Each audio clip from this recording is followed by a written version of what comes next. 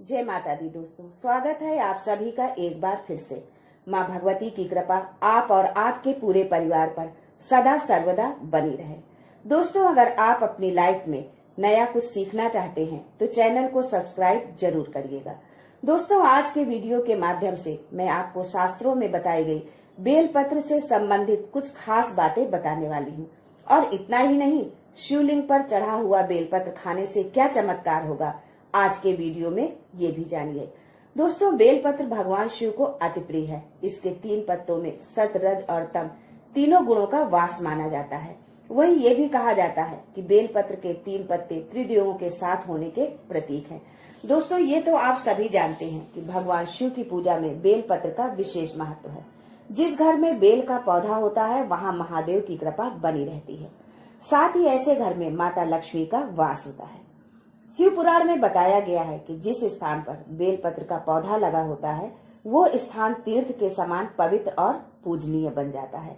दोस्तों, यदि आप सावन के महीने में शिवलिंग पर बेलपत्र अर्पित करते हैं तो आपको करोड़ों कन्यादान के बराबर फल मिलता है।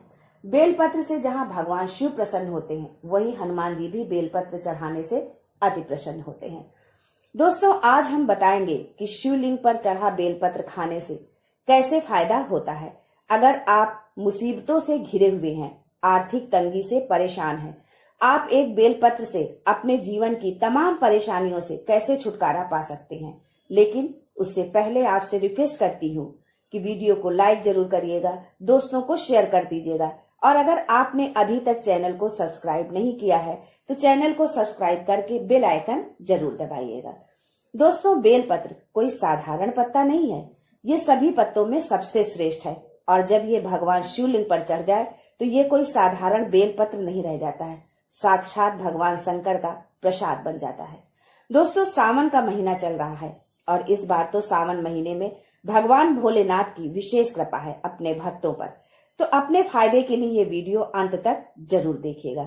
दोस्तों, हमारे धर्म शास्त्रों में कहा गया है कि बेलपत्र 6 महीने तक बासी नहीं होता है। इसका एक बार प्रयोग करने के बाद आप पुनः धोकर चढ़ा सकते हैं। कई स्थानों पर बेलपत्र नहीं मिलता, वहां बेलपत्र का चूर्ण भगवान शंकर पर चढ़ाया जाता है। दोस्तों, जब भगवान शिव की सबसे प्रिय चीजों की बात आती है तो उसमें सबसे पहले नाम आता है बेलपत्र का। ये तो आप सब जानते ही होंगे कि बेलपत्र भगवान शिव को अति प्रिय है और शिवलिंग पर बेलपत्र चढ़ाए बिना पूजा को पूर्ण नहीं माना जाता है। ऐसी मान्यता है कि शिवलिंग पर बेलपत्र अर्पित करने से महादेव अति शीघ्र प्रसन्न होते हैं और अपने भक्तों को मनोवांछित फल देते हैं। बेलपत्र में 3 पत्तियां एक साथ जुड़ी होती हैं, जिसको लेकर कई तरह की मान्यताएं प्रचलित हैं। 3 पत्तों को कहीं त्रिदेव अर्थात सृजन, पालन और विनाश के देव ब्रह्मा, विष्णु और शिव माना जाता है, तो कहीं 3 गुणों सत, रज और तम, तो कहीं 3 आदि ध्वनियों जिनकी सम्मिलित गुण से ओम बनता है का प्रतीक माना जाता है। बेलपत्र की इन 3 पत्तियों को महादेव की 3 आंखें और शस्त्र त्रिशूल का भी प्रतीक माना जाता है। शिवलिंग पर बेलपत्र चढ़ाने से जुड़ी पौराणिक कथा के अनुसार श्रावण मास में जब समुद्र मंथन हुआ तो उससे अनेकों चीजें निकली, जिसमें से एक विष भी था। विष के ताप से संपूर्ण सृष्टि को बचाने के लिए भगवान शिव ने विष को अपने कंठ में धारण कर लिया। विष के प्रभाव से उनका कंठ नीला पड़ गया और पूरा शरीर जलने लगा, जिसकी वजह से आसपास का वातावरण भी जलने लगा। बेलपत्र शीतलता प्रदान करता है और विष के प्रभाव को भी कम करता है, इसलिए सभी देवी देवताओं ने शंकर जी को बेलपत्र खिलाना शुरू कर दिया। बेलपत्र के साथ साथ उनको शीतल रखने के लिए जल भी अर्पित किया। बेल और जल के प्रभाव से भोलेनाथ के शरीर में उत्पन्न गर्मी शांत होने लगी और तभी से भगवान शंकर पर बेलपत्र चढ़ाने की परंपरा है। बेलपत्र चढ़ाने के बाद जल जरूर अर्पित करना चाहिए। ऐसा करने से भगवान शिव को शीतलता मिलती है और उनका आशीर्वाद प्राप्त होता है। दोस्तों, हमेशा ध्यान रखना कि 3 पत्ते वाले बेलपत्र ही चढ़ाना चाहिए। जिस तरफ बेलपत्र की पत्तियां चिकनी हो उसी तरफ से बेलपत्र चढ़ाना चाहिए। इस बात का आपको विशेष ध्यान रखना चाहिए और कटे फटे बेलपत्र को भगवान शंकर पर नहीं चढ़ाना चाहिए। शिवलिंग पर बेलपत्र चढ़ाने के लिए अनामिका, मध्यमा और अंगूठे का प्रयोग करना चाहिए। दोस्तों, चतुर्थी, अष्टमी, नवमी, द्वादशी, चतुर्दशी, अमावस्या, पूर्णिमा, संक्रांति और सोमवार तथा दोपहर के बाद बेलपत्र नहीं तोड़ना चाहिए। इन दिनों तथा शाम के समय बेलपत्र तोड़ने से भगवान शिव क्रोधित हो जाते हैं। भगवान शिव को कटे फटे बेलपत्र कभी नहीं चढ़ाना चाहिए। इसके पीछे भी एक पौराणिक कथा है। जब भगवान शंकर ने गणेश जी का शीश खंडन किया, तभी से भगवान शंकर ने संकल्प लिया कि कभी भी मुझे खंडित चीज नहीं चढ़ाई जाएगी। तब से भगवान शंकर को कोई भी सामग्री खंडित नहीं चढ़ाई जाती, फिर चाहे वो बेलपत्र हो या अक्षत। यदि आप शिवलिंग पर बेलपत्र चढ़ाते हैं तो आपकी सभी प्रकार की समस्याएं दूर होती हैं। भगवान शंकर के भक्तों को कभी भी आर्थिक समस्या नहीं आती। बेलपत्र को तिजोरी में रखने से कभी भी पैसे की समस्या नहीं आती। धन समृद्धि के लिए उत्तर दक्षिण दिशा में बेल का पौधा लगाना चाहिए। दोस्तों, इस वीडियो का एंड तक आप अवश्य देखना, क्योंकि आज के वीडियो में बेलपत्र से संबंधित बहुत सारी जानकारी आपको देने वाली हूँ। अधूरा ज्ञान हमेशा खतरनाक साबित होता है। यदि आप सच्चे शिव भक्त हैं तो कमेंट बॉक्स में ओम नमः शिवाय जरूर लिखें। भगवान भोलेनाथ आपकी संपूर्ण मनोकामना पूरी करें।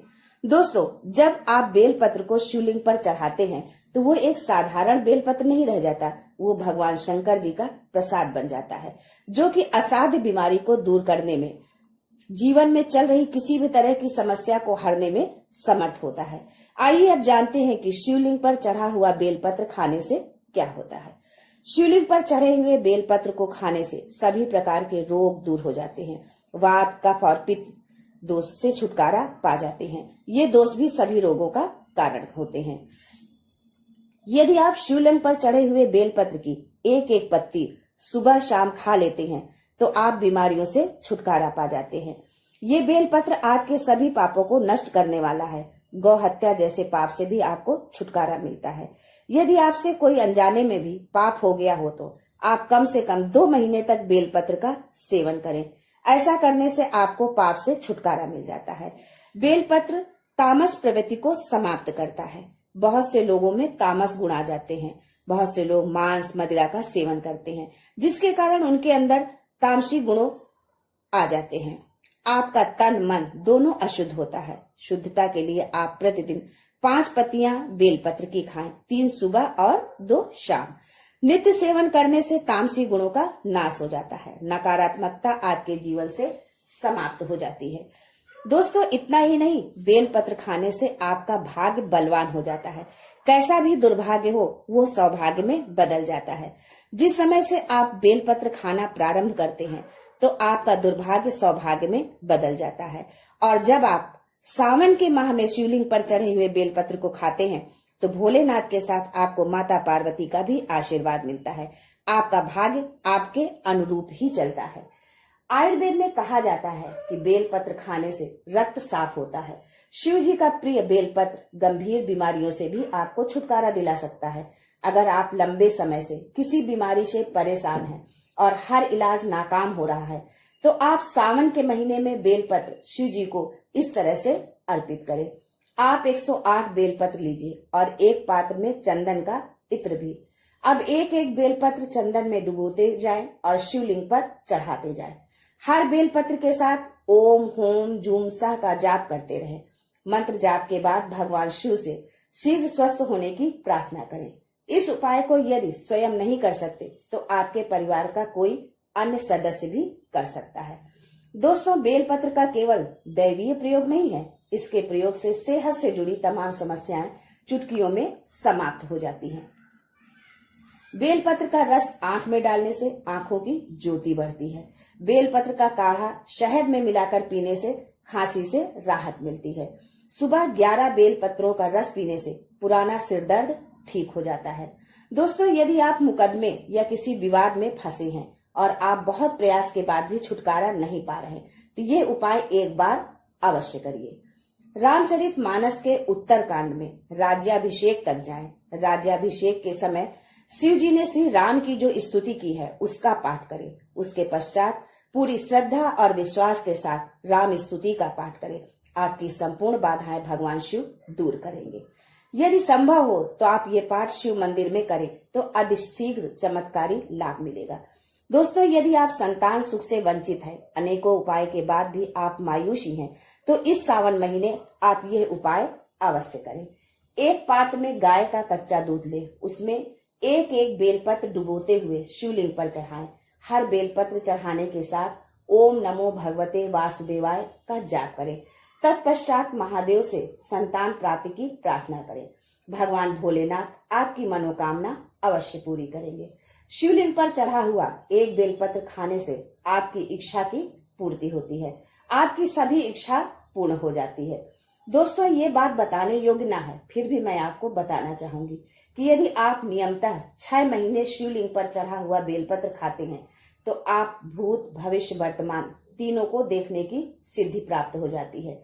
आप अपना और दूसरे का भी भविष्य देख सकते हैं, लेकिन इसका प्रयोग किसी का अहित करने के लिए नहीं करना होता है।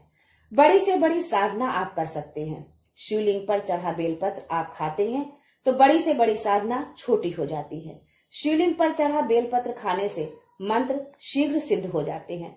कलयुग में भगवान शंकर ने जो मंत्र कीलित करके रखा है वो शीघ्र सिद्ध हो जाते हैं। यदि आपका बच्चा आपकी बात नहीं मानता, चिड़चिड़ा है, पढ़ने में मन नहीं लगता, माता पिता को मारता है, झगड़ता है, नजर बार बार लगती है, मन उसका शांत नहीं रहता, तो लगातार 4 सोमवार तक शिवलिंग पर चढ़ा हुआ बेलपत्र उसके मस्तक पर रखें। ऐसा करने से इन सब से छुटकारा मिलेगा और बच्चे का विकास बहुत अच्छा होगा। ऐसा बालक माता पिता की किसी बात का उल्लंघन नहीं करते, वो भगवान शिव की तरह ही भोले हो जाते हैं। लेकिन शिवलिंग से बेलपत्र उठाने से पहले शाद अवश्य ले लें और अपने बच्चे का नाम भी अवश्य लें।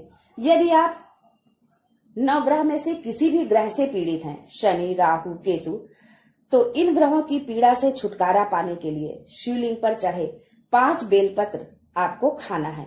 ज्यादा दिन नहीं, बस 1 महीने तक खाना है। आप खा कर देखिए, आप जिस दिन से खाना शुरू करेंगे आपकी 9 ग्रह की पीड़ा दूर होना शुरू हो जाएगी। दोस्तों, आप अपनी सामर्थ्य के अनुसार बेलपत्र खाइए। ये नहीं कि हमने 5 बोल दिया तो आप 5 ही खाएं, आप 1 खाएं, लेकिन नियम से। यदि आप खाते हैं तो आपका शरीर पवित्र हो जाता है, आपकी वाणी शुद्ध हो जाती है, आप जो बोल देते हैं वही सत्य हो जाता है। आज के लिए बस इतना ही। दोस्तों, मिलते हैं अगले वीडियो में, तब तक के लिए हर हर महादेव।